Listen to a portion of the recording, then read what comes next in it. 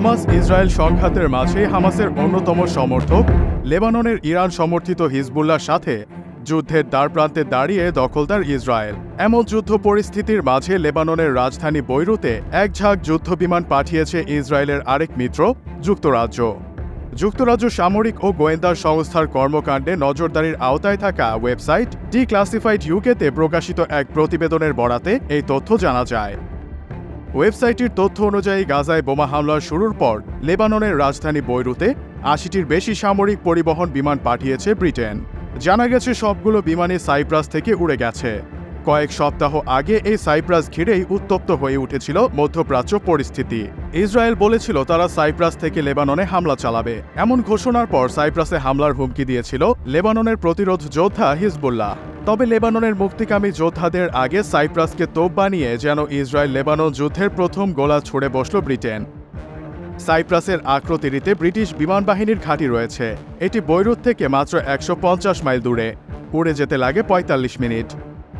উল্লেখ্য যে গেল অক্টোবরে গাজায় ইসরায়েলি আগ্রাসন শুরুর পর থেকেই লেবাননে সামরিক বিমান পাঠানো শুরু করে ব্রিটেন। গেল এপ্রিলে বৈরুতে ২৫টি যুদ্ধ বিমান পাঠায় দেশটি। মে মাসেও একই পরিমাণ যুদ্ধ বিমান পাঠিয়েছে ব্রিটেন। জুন মাসেও অন্তত ১৪টি যুদ্ধ বিমান পাঠানোর খবর দিয়েছে ডিক্লাসিফাইড ইউকে। সব মিলিয়ে গেল অক্টোবর থেকে ৮৪টি যুদ্ধ বিমান বৈরুতে পাঠিয়েছে ব্রিটেন। যদিও ব্রিটেনের যুদ্ধ বিমান হঠাৎ করে লেবাননে পাঠানোর কারণ এখনও স্পষ্ট নয়। একটি প্রতিরক্ষা সূত্র ডিক্লাসিফাইডকে জানিয়েছে সিনিয়র মিলিটারি এঙ্গেজমেন্টকে সুবিধা দেয়াই প্রাথমিকভাবে এইসব বিমান পাঠানোর উদ্দেশ্য। কিন্তু ব্রিটিশ প্রতিরক্ষা মন্ত্রণালয়ের মুখপাত্র জানিয়েছে লেবাননের সশস্ত্র বাহিনীকে সহায়তা দেয়া ও দেশটির নিরাপত্তা নিশ্চিতে যুক্তরাজ্য প্রতিশ্রুতিবদ্ধ। এদিকে যুদ্ধবিমান পাঠানো নিয়ে ব্রিটেন অতিরিক্ত গোপনীয়তা দেখাচ্ছে। কয়েক সপ্তাহ আগে ব্রিটিশ রয়্যাল এয়ারফোর্সের ২টি বিমান ইসরায়েলে অবতরণ করে। লেবাননের উড়ে যাওয়া ব্রিটিশ বিমান বাহিনীর প্রায় সব বিমানই ভয়েজার কেসি মার্ক II। এই সিরিজের বিমানগুলো ৪৫ টন পর্যন্ত সরঞ্জাম এবং ২৯১ সেনা কর্মকর্তা বহনে সক্ষম। এগুলো আবার এয়ার টু এয়ার রিফুয়েলিংয়েও ব্যবহার করা হয়। এই তালিকায় C-17 কার্গো বিমানও রয়েছে। প্রসঙ্গত ১৯৬০ সালে ব্রিটেনের কাছ থেকে স্বাধীনতা পেলেও সাইপ্রাসে যুক্তরাজ্যের ২টি সার্বভৌম ঘাঁটি রয়েছে।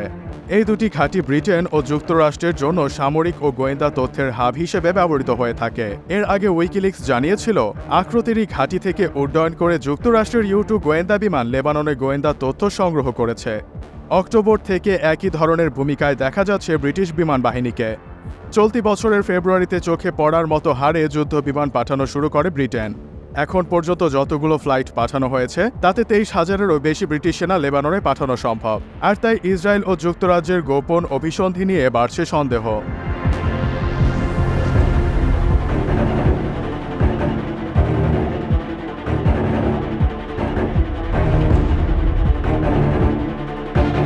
দখলদার ইসরায়েলের বিরুদ্ধে গর্জে উঠেছে ইসলামী প্রতিরোধ আন্দোলন হামাস এবং তার মিত্রশক্তিরা। নিজ মাতৃভূমি থেকে শত্রুপক্ষকে হটাতে প্রাণপণ লড়াই করে যাচ্ছেন তারা। গাজা ভূখণ্ড অবদখলকারী ইসরায়েলকে তাদের আগ্রাসন থেকে বিরত রাখতে হামাসকে সর্বাত্মক সহযোগিতা করে যাচ্ছে লেবাননের ইসলামী প্রতিরোধ আন্দোলন হিজবুল্লাহ। এবার ইসরায়েলের চলমান বর্বরতার বিরুদ্ধে কঠোর হুঁশিয়ারি উচ্চারিত হল হিজবুল্লাহর উপমহাসচিবের কাছ থেকে। হিজবুল্লাহর উপমহাসচিব শেখ নাইম কাসেম বলেছেন, গত ৭ অক্টোবর ফিলিস্তিনের গাজা উপত্যকা থেকে হামাস যে অপারেশন আল আকসা স্টর্ম অভিযান পরিচালনা করেছে তা মূলত ইহুদিবাদী ইসরায়েলের ধ্বংসের পথ রচনা করেছে। গত সোমবার লেবাননের রাজধানী বৈরুতে মহররম মাস উপলক্ষে আয়োজিত এক অনুষ্ঠানে এ কথা বলেন শেখ নাইম কাসেম। তিনি বলেন, আল আকসা স্টর্ম অভিযানের আদলে যে ভূমিকম্প হয়ে গেছে তাতে ইসরায়েলি শত্রুদের ধ্বংস অনিবার্য হয়ে উঠবে। এই মহান আত্মত্যাগ এবং বীরত্বগাথা আগেকার সব সমীকরণ বদলে দেবে। গত ৭ অক্টোবর ফিলিস্তিনি স্বাধীনতাকামী গোষ্ঠী হামাস ইহুদিবাদী ইসরায়েলের ভেতরে আকস্মিকভাবে ঐতিহাসিক আল আকসা স্টর্ম অভিযান চালায়। এতে অনেক ইসরায়েলি নিহত হয় এবং অনেককে আটক করে প্রতিরোধ যোদ্ধারা গাজায় নিয়ে যায়। এরপর থেকেই ইসরায়েলি সেনারা অবরুদ্ধ গাজা উপত্যকায় নজিরবিহীন বর্বরতা ও গণহত্যা চালিয়ে যাচ্ছে। ইসরায়েলের বর্বরতায় এই পর্যন্ত ৩৮,০০০ ফিলিস্তিনি নিহত হয়েছেন, যাদের মধ্যে অধিকাংশই গাজার বেসামরিক জনগণ এবং বাস্তুচ্যুত হয়েছেন আরও অনেক ফিলিস্তিনি। হামাস, হিজবুল্লাহ সহ তাদের মিত্র শক্তিরা গাজার এমন শোচনীয় অবস্থা মোকাবেলা করতে ইসরায়েল বিরোধী লড়াই জোরদার করতে প্রতিনিয়ত রকেট ও ক্ষেপণাস্ত্র নিক্ষেপ করে আসছে ইসরায়েলি সীমানায়।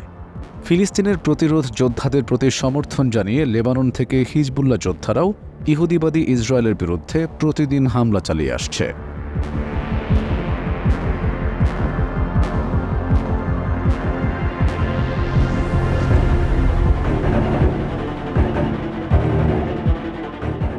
দেখতে দেখতে হামাস ইসরায়েলের সংঘাত ৯ মাস পেরিয়ে গেছে।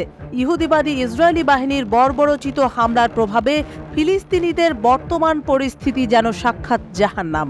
পক্ষান্তরে ইসরায়েলের ইতিহাসের অতীতের যে কোনো সময়ের তুলনায় ইসরায়েলি শাসক গোষ্ঠীর অপরাধী চরিত্র গত ৭ অক্টোবরের পর থেকে বিশ্ববাসীর কাছে আরও স্পষ্ট হয়ে গেছে। ২০২৩ সালে ফিলিস্তিনের মুক্তিকামী সংগঠন হামাস দখলদার ইসরায়েলের বিরুদ্ধে যে অভিযান পরিচালনা করেছিল তার ফলে ইসরায়েলের অনেক নীতি ব্যর্থতার মুখোমুখি হয়েছে। এসবকে মাথায় রেখে একজন বিখ্যাত ইসরায়েলি বিশ্লেষক বলেছেন যে ইসরায়েলের অস্তিত্ব টিকে থাকার ব্যাপারে ইসরায়েলিদের মধ্যে আশাহীনতা ক্রমেই বাড়ছে। সংবাদ মাধ্যম পার্স টুডে জানিয়েছে, বিখ্যাত ইহুদিবাদী বিশ্লেষক বেন কাসপিট ইসরায়েলি দৈনিক মাআরিভে প্রকাশিত এক নিবন্ধে এটা স্বীকার করেছেন যে বর্বর ইসরায়েলের পতন ঘনিয়ে আসছে।